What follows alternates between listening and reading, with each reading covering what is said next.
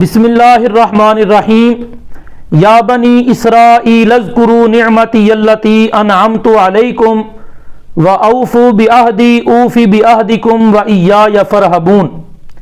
اے بنی اسرائیل، بنی اسرائیل یہ حضرت یعقوب علیہ السلام کی اولاد کا لقب ہے۔ اے بنی اسرائیل بھی ترجمہ کر سکتے ہیں، اے یعقوب کی اولاد یہ ترجمہ بھی کیا جا سکتا ہے۔ اذکروا یاد کرو، نعمتی التی انعمت علیکم میرا وہ احسان جو میں نے تم پر کیا، واوفوا بعہدی اوف بعہدکم اور پورا کرو میرے عہد کو، میں پورا کروں گا تمہارے عہد کو، وایای فارہبون اور صرف مجھ سے ہی ڈرو، وآمنوا بما انزلت مصدقا لما معکم اور ایمان لاؤ اس کتاب پر جو میں نے اتاری ہے، وہ تمہارے پاس موجود کتاب کی تصدیق کرنے والی ہے۔ ولا تکونوا اول کافر بہ اور سب سے پہلے اس کا انکار کرنے والے نہ بنو۔ ولا تشتروا بآیاتی ثمنا قلیلا اور میری آیتوں کے بدلے تھوڑی قیمت وصول نہ کرو۔ وایای فاتقون اور مجھ سے ہی ڈرو۔ ولا تلبسوا الحق بالباطل وتکتموا الحق وانتم تعلمون حق کو باطل کے ساتھ نہ ملاؤ اور جان بوجھ کر حق نہ چھپاؤ۔ واقیموا الصلاۃ وآتوا الزکاۃ وارکعوا مع الراکعین نماز قائم رکھو، زکوٰۃ ادا کرو اور رکوع کرو رکوع کرنے والوں کے ساتھ۔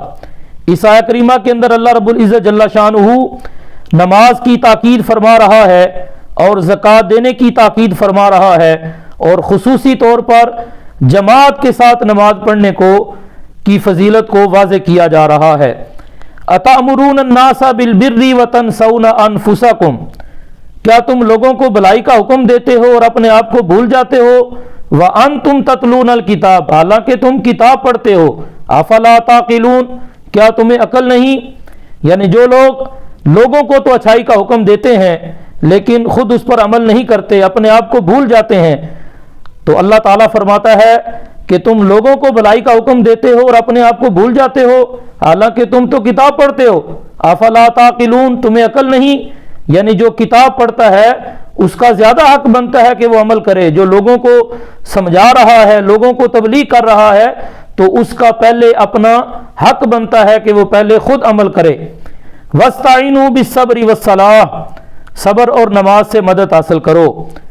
اس آیت کریمہ کے اندر اللہ رب العزت جل شانہ صبر کے ساتھ اور نماز سے مدد حاصل کرنے کا حکم ارشاد فرما رہا ہے، اور آگے فرمایا وَإِنَّهَا لَكَبِيرَةٌ اور بے شک نماز بڑی بھاری ہے، یعنی نماز کی طرف آنا بہت مشکل ہے۔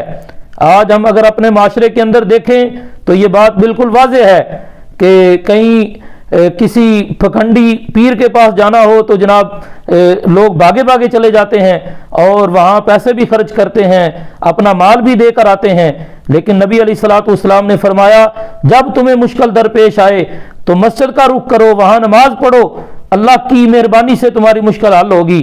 لیکن اس طرف کوئی نہیں جاتا کیونکہ وہ بہت بھاری ہے۔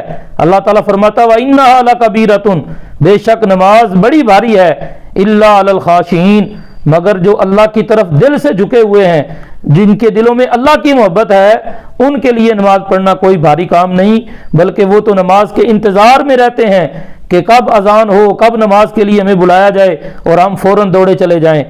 الذین یظنون انہم ملاقو ربہم اور جنہیں یقین ہے کہ انہیں اپنے رب سے ملنا ہے۔